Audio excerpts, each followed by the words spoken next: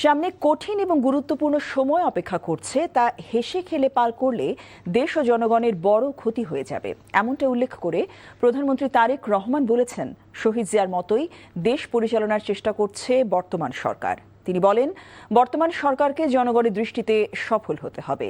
শহীদ president Ziaur Rahman শাহাদাত বার্ষিকীর আলোচনায় তিনি এসব কথা বলেন। হাসান মাহমুদের রিপোর্ট।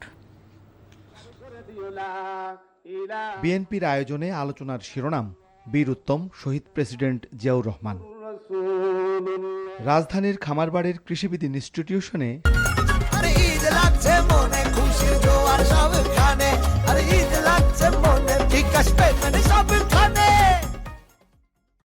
শাহাদাত বার্ষিকীর এমন আয়োজনে অংশ নেন শিক্ষাবিদ, রাষ্ট্রবিজ্ঞানী সহ বিএনপির শীর্ষ নেতৃবৃন্দ।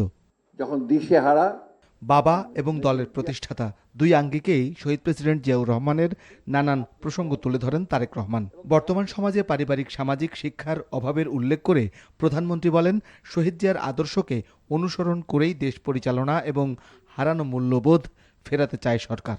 আমাদের সামনে প্রথমত একটি অত্যন্ত কঠিন সময় অপেক্ষা করছে। আমাদের সামনে একই সাথে অত্যন্ত একটি গুরুত্বপূর্ণ সময় অপেক্ষা করছে। আমাদের হেসে খেলে চলে গেলে খুব বড় ক্ষতি হয়ে যাবে।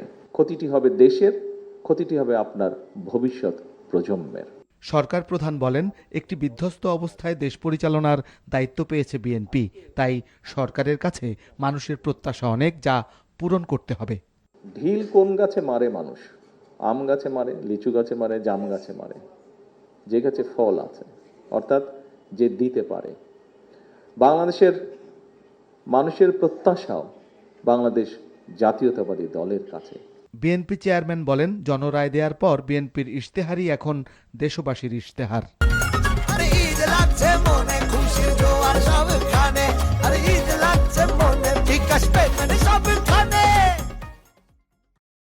বারো তারিখের নির্বাচনে বাংলাদেশের মানুষ রায় দিয়েছে, সেই ম্যানিফেস্টোর মধ্যে শহীদ জিয়ার প্রত্যেকটি পথ নির্দেশিকা আমরা গ্রহণ করেছি। প্রধানমন্ত্রী বলেন, দেশের সব নাগরিক সহযোগিতা করলেই সরকার সফল হতে পারবে। Hasan Mahmud, NTV news, Dhaka.